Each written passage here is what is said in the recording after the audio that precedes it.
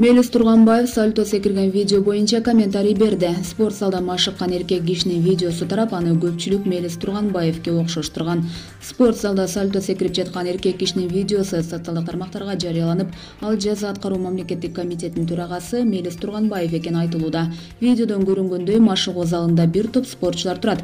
Алардын көзүнчө бир эркек киши 5 ирет сальто секирген. Турганбаев бул боюнча Спутник Кыргызстан агенттигинин кабарчысына видеодогу сальтодон кабары жок экенин билдирди. Билбейт экенмин, эсимде жок деп жооп берди Турганбаев. Мелис Турганбаев эркин күрөш менен машыгып келгени белгилүү. Ал өткөн жылы ардагерлер арасындагы дүйнө чемпионатына катышып, коло медаль уткан. Булак Спутник KG.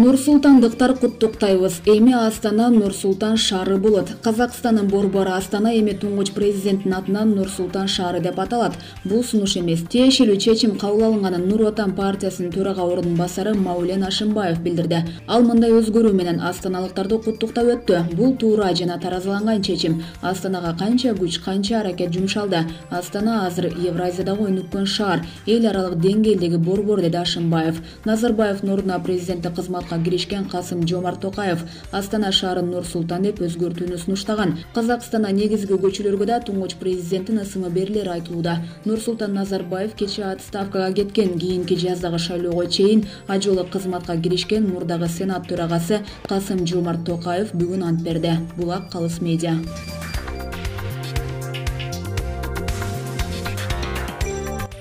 3 күн көчөдө калып кыргыздарды издедим. Түштүк Кореяда иштеген Эриктин түйшүгү жана жеңиши. Мекендештер рубрикасынын каарманы 26 жаштагы Эрик Жумабаев ал Ысык Көл облусунун Түп районунун Балбай айылында туулган. Учурда Түштүк Кореянын Ансон шаарында жашап эмгектенет. Мекендешибиз менен турмуш басылмасынын кабарчысы таанышты. Өзүнүн айтымында ал Корея менен Кыргызстандын ортосундагы жумушчуларды ишке алуу боюнча түзүлгөн келишимдин негизинде 2015 жылы кореялык ишкердин чакыруусу менен кеткен. 2014 жылы Корея тили боюнча тесттен өткөндөн кийин келишимдин негизинде 2015 жылдын август айында кореялык ишкердин чакыруусу менен келген. Бул жерде биз жасалма сапфирден жана керамика материалдардан телефондордун камерасын, медициналык аппараттардын бөлүктөрүн, жаңы технологияларды жасоодо колдонулуучу тетиктерди, толук жана жарым автоматташтырылган токардык жабдыктарды жасап чыгарабыз. Бул материалдардын чиймесин көчүрүүгө же сүрөткө тартууга тыюу салынган. Буга чейин биз иштеген фирма Асан деген шаарда жайгашкан болчу. 2018 жылдан тартып Ансон шаарына көчүп келгенбиз, дейт Эрик Жумабаев. Анын айтымында Түштүк Кореянын район шаарлары күн сайын өнүгүп жатканын көрүүгө болот. Негизинен Түштүк Кореянын шаарлары, айылдары абдан окшош. Шаарлардын инфраструктурасы да абдан жакшы өнүккөн жана күн санап өнүгүп жатат. Анткени бир жыл мурда эле бош жаткан жерлерге жаңы жолдор, көпүрлөр курулуп калды. Кореяда көпүрө же жаңы жолдор курулганда биздикиндей депутат же президент келип тасма кеспей эле ачып коюшат. Себеби андай курулуш иштери абдан көп. Оорукана же банк, почта сыяктуу калкты тейлөө борборлорунда иштегендер кабак кашым дебей сылык, жакшы мамиле менен тосуп алып кайра узатышат. Чет элдик жарансыңбы же Кореянын жаранысыңбы бардыгына мыйзам бирдей. Чындыгында Корея эле абдан сабырдуу, эмгекчил келишет. Көпчүлүк убактыларын жумушка гана арнап койгондой. Мүмкүн мамлекеттин өнүгүүсү дал ушул талыкпаган эмгектин аркасында жана коррупциянын жоктугунда болсо керек. Бардык шаарларында кинотеатрлар, чоң соода борборлор жайгашкан. Жамгыр көп жаагандан улам жана деңиз деңгээлинен жогору эмес жерде жайгашкандыктан жайкысын аба нымдуу келет. Ал эми кышкысын тескерисинче аба кургап, кар жаабай, кара суук болуп турат. Мамлекеттин экономикасы жогору болгондуктан болсо керек, Түштүк Корея бардык аймактарын бирдей өнүктүрүп келе жатат. Себеби жогоруда айткандай, бардык аймакта окшоштук абдан көп. Ар бир шаарда жарандар үчүн ыңгайлуу шарттар түзүлгөн. Мисалы, ар бир мектепте спорттук аянтчалардын түрлөрү, компьютердик класстар бар жана окуучулардын сапаттуу билим алуусуна бардык шарттар түзүлгөн.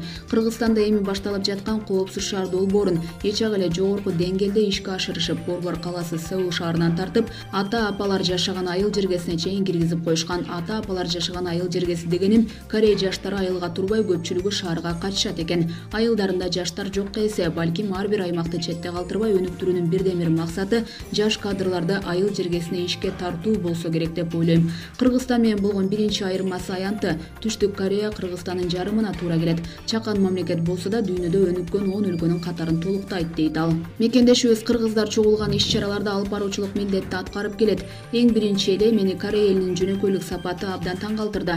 Завод, фабрика же ири ишканалардын директорлорунун жөнөкөй жумушчу менен бирге тамак ичип отурганын көрсө болот. Мамлекеттин коопсуздугу да өзгөчө сөз кылууга арзыйт. Анткени түн жарымда шаар аралап жүрсөң, эч ким келип тоноп же сабап кетпейт. Кокус жабыркап же өрт чыккан учур болсо, өрт өчүрүү кызматы, полиция жана тез жардам кызматы бир заматта бирге жетип келишет. Кыргызстандын жана Россиянын жарандыгы менен жүргөн кыргыздардын саны 5000ден ашык деген маалыматтарды угуп жүрөбүз. Бирок бардык жарандар атайын элчиликтен барып каттоодон өтпөгөндүктөн канча кыргыз бар экендигин так айтуу кыйын. Кореяда кыргыздар абдан ынтымактуу, бардык майрамдарда, үйлөнүү тойлорунда бирге болуп көңүл ачып турабыз.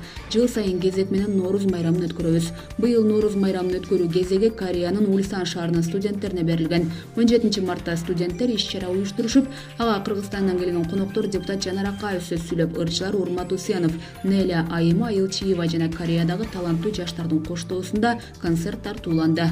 Азыр Кореяда кыргыздар тарабынан уюштурулган майрамдык кечелерде дайыма алып баруучулук кылып, кыргыз маданиятын бөтөн элге көрсөтүп, жайылтууга аз да болсо салымымды кошуп жатам дейт ал. Ошондой эле ал эсте калган окуяларын айтты. Кореяга жаңы келгенимде мени чакырган фирмада бир жума иштегенден кийин эле жумуштан кетип калгам. Ошентип Асан деген шаарда эч бир таанышым жок, көчөдө калган элем. 24 саат иштеген интернет клубка түнөп, кээде күн жылуу жана шаар жарык болгондуктан ары бери басып, анан көчөдөгү отургучта эле таң атырган күндөр болду.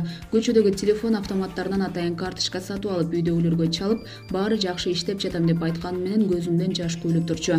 Шаардагы метро станция бийикте жайгашкандыктан андан чыгып келе жаткандар эскалатордо көрүнүп турчу. Ошол жерде алдымдан кыргыздар чыгып калса экен деп тааныш жүз издеп 3 күн күттүм. 3-күнү Кудай жалгап Кыргызстандан чогуу келген балдарга жолугуп калдым. Алардын үйүнө барып, андан ары кыргыздар менен таанышып, көптөгөн мекендештердин жардамы менен жумуш таап жашап кеттим. Азыр ошол шаардагы метро станциядан өтүп калсам, өткөн күндү эстеп жүрөк сыздап кетет. Бирок сабырдуулук баарын жеңерине ишендим. Негизи Корея мени сабырдуу, чыдамдуу, так, жоопкерчиликтүү болууга жана ар бир мүнөт, саатты керектүү пайдаланууга үйрөттү, дейт Эрик Жумабаев. Ал чыгармачылык менен дагы алектенет. Кореяга келгенче Кыргызстандагы гезиттердин биринде дизайнер болуп эмгектенгем. Учурда ал кесибимди өз алдынча өнүктүрүүгө аракет кылып жатам. Андан тышкары дикторлук өнөрүм бар десем да болот. Жарнамалык роликтерди жана адабий чыгармаларды көркөм окуганды жактырам. Жакындан бери жазуучубуз Чыңгыз Айтматовдун бир чыгармасын аудио китеп кылып даярдап жатам. Бул аудио китепти даярдоого көп убакыт кетүүдө, себеби бардык иштер заводдогу жумуштан кийин гана жасалат. Убакыт абдан тар. 2004-жылы Ва-Банк деген Корей сериалды көрүп, Кореянын Чеджудо аралын, ошол тасма тартылган жерди көрсөм дечү элем. Кудай буйруп, ал жерлерди дагы көрүүгө жетиштим. Негизи эле Кореяда тартылган белгилүү драмалардын орду кийин тарыхый жайга айланып калат деп ойлойм. Өзүм $1000 кем эмес айлык маяна алам. Мен иштеп жаткан жумушум жеңил жана зыяндуу эмес. Бирок товардын баасы кымбат болгондуктан иш өтө кылдаттыкты талап кылат. Келечекте үй бүлө куруп, ата-энебизге кайрымдуу, жубайыма татыктуу жолдош, балдарыма мээримдүү ата болсом деген тилегим бар. Андан тышкары радио жана телевидение тармагында иштесем деген тилегимди ишке ашырсам дейм. Дикторлук боюнча да көптөгөн долбоорлор жана идеялар бар. Ал боюнча сунуштар да болуп жатат. Алардын баарын орундатууга болгон аракетимди азыртадан кылып жатам. Ар бир кыйынчылыктын артында чоң жакшылыктар, жетишкендиктер турарына көзүм жетти, деди Эрик Жумабаев. Ал үй бүлөдө 7 бир туугандын 6-чысы. Булак турмуш кейже.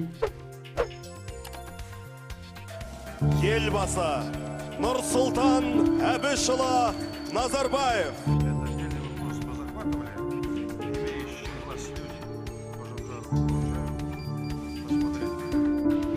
Баршаңызға үндеу жариялағалы отырмын. Бірақ бүгінгі үндеудің маңызы өте басқа және зор деп санаймын. Мен Қазақстан Республикасының президенті ретінде өкілеттігімді тоқтату жөнінде шешім қабылдадым.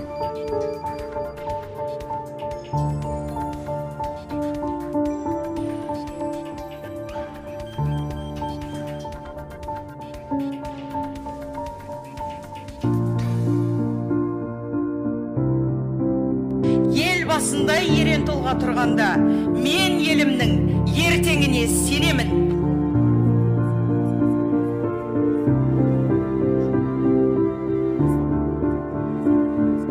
Саясы мен заңдарын қатаң сақтауға, азаматтардың құқықтары мен бостандықтарына кепілдік беруге, Қазақстан Республикасы президентінің өзіме жүктелген мәртебелі міндетін адал атқаруға салтанатты түрде ант етемін. Мен бүгін еліміз үшін маңызды шешім қабылдағалы отырмын. Мен ұсынған 3-ші жаңғыру және 100 нақты қадам. Хочу поблагодарить Елбасы президента Казахстана Нурсултана Абишевича Назарбаева за высокое доверие, которое мне было оказано все эти 2,5 года работы премьер-министром страны.